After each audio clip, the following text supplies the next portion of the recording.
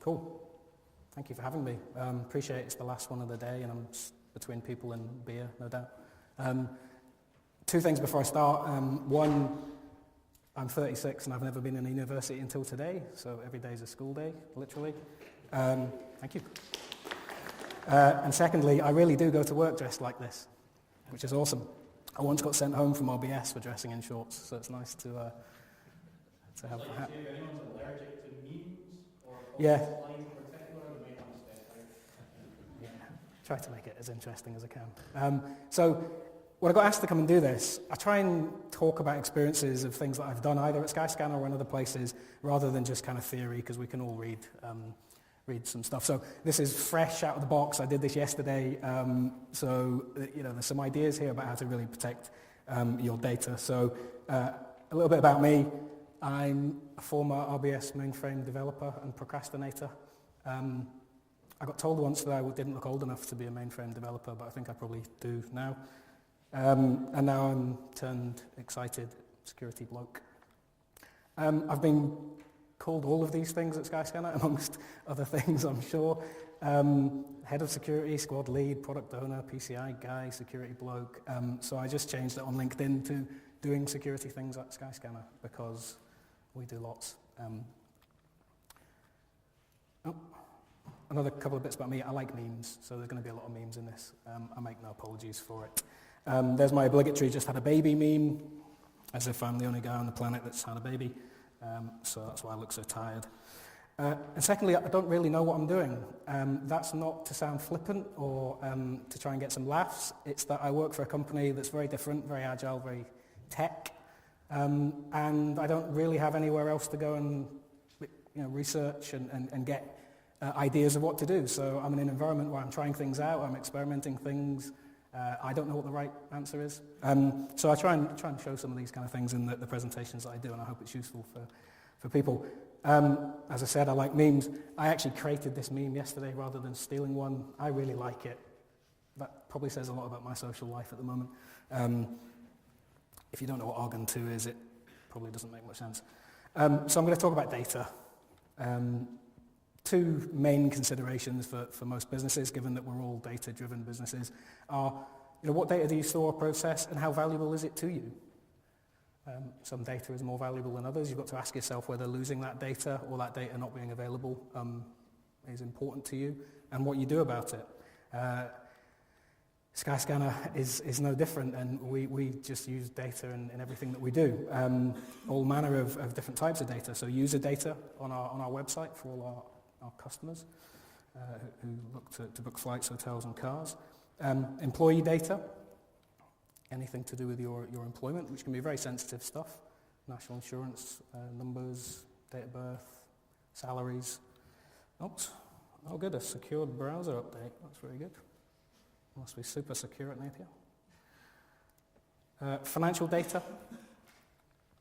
We use flights, hotel, car hire data. If that's not available at any point in time, that's going to cost us thousands because our website won't work. And then people forget about other data. Code and credentials, it's all just data, and we've got an obligation to protect it. So, as I said, we love data in SkyScanner. It drives the business. We use all sorts of different tools. I'll come on to some of them. Sumo Logic, Mixpanel, Grafana. Because we need real-time visibility of what's going on in such a kind of agile tech business. So one of our main concerns is personal information. We have 60 million users a month, I think, coming onto SkyScanner. Millions of those have are kind of signed up and they're on our databases. So we have an obligation to protect that data. First caveat for today, or first disclaimer, I'm not a techie. I've been a techie in the past, I'm not a techie, so most of you in the room will know more than I do when I talk about some of the principles here. So just to get that out there. This is everywhere at the moment, isn't it? GDPR. It's one of the drivers as to why we're being a little bit tighter on data in companies. I won't talk about it because it's boring, let's face it. But that's one of the drivers as to why businesses are really having to ramp up their security these days.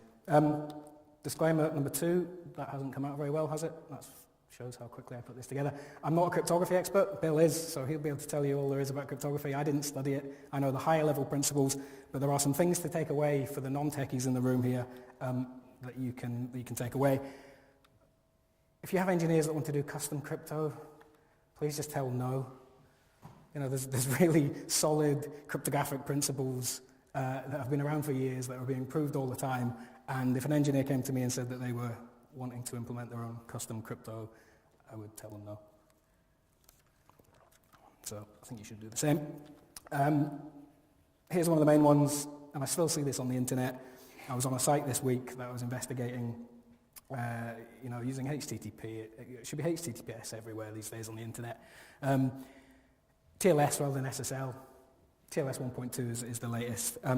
What a lot of companies seem to do is they'll implement TLS 1.2, but then they won't get rid of all their old ciphers. So you run a scan on SSL labs and it comes up with a really poor score because they've implemented a higher level encryption but left all their old ciphers.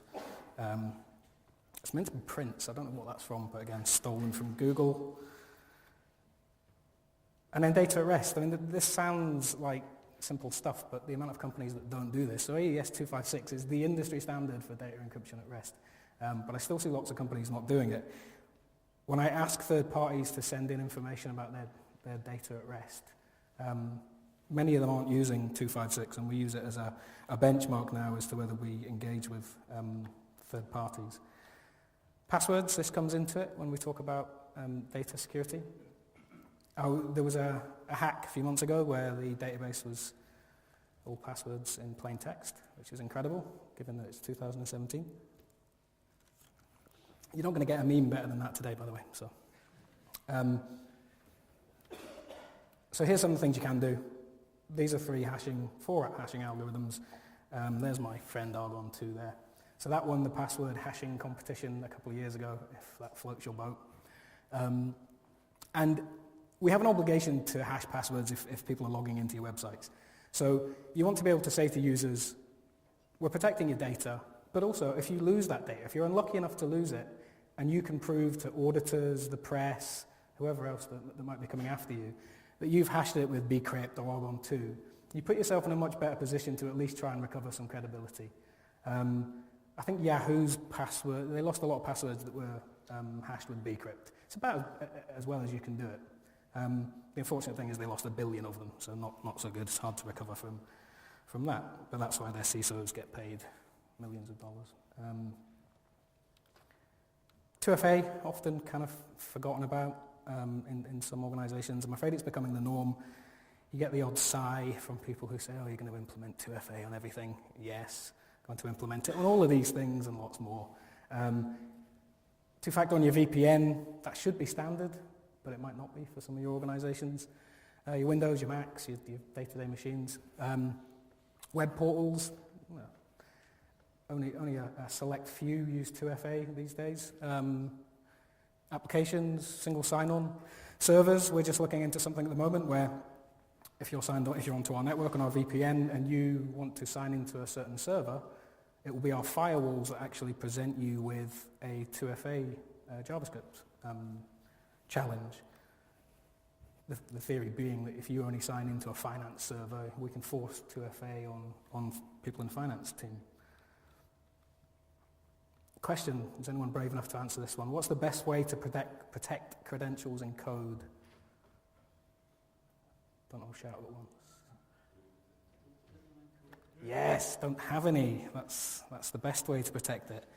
If you go and have a look at things like Git leaks, have some fun. Millions and millions of people put their credentials in code and make it available to the whole world. Please don't exploit anything by looking at that website. I take no responsibility for you doing that. So you can use things like CredStash, Git Secrets. These are open source applications that can help you get rid of credentials in code. So credentials never ever get into your code when you push it to production. So there's been a theme here. I've only been here for about half an hour. The bit of theme about automation. You can automate all these things. So even if people make mistakes, you've automated getting rid of those credentials. So again, something we've done heavily at SkyScanner.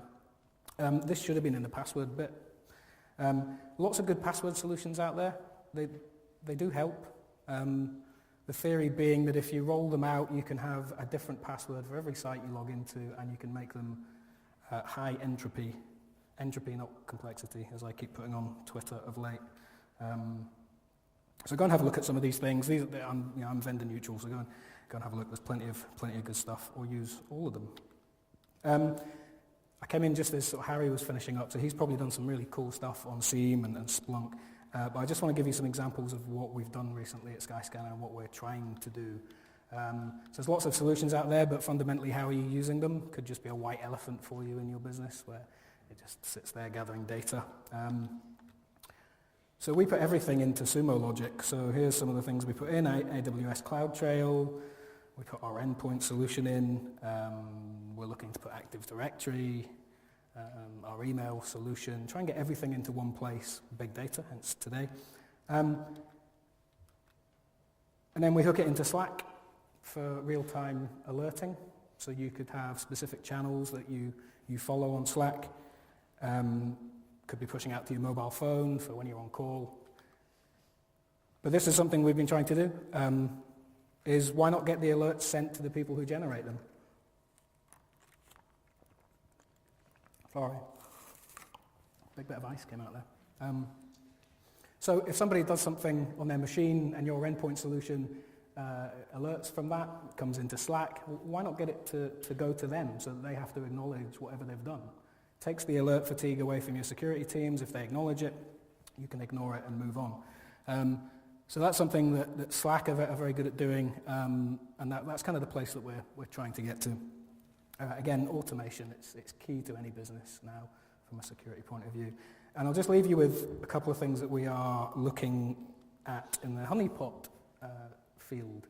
So you can spend lots of money on network intrusion systems and lots of kind of funky tools. But some of the honeypot stuff is cheap and pretty effective. So you can do all sorts of things. These are just some of the things that we've thought off the top of our head, but there's probably hundreds of different things. Why not put a fake table or fake database in amongst the rest of your architecture? And you can alert when somebody accesses that, get an idea as to whether it's somebody internal or perhaps somebody external. Create fake servers that look like something. Call it database server 1 and see who kind of accesses. Why not create some dummy employees? And then place documents in sensitive areas. You can do that all very cheaply. There's open source tools. One's Canary is a good one to have a look at. So that's pretty much me, a bit of a whistle-stop tour of data. So thanks very much.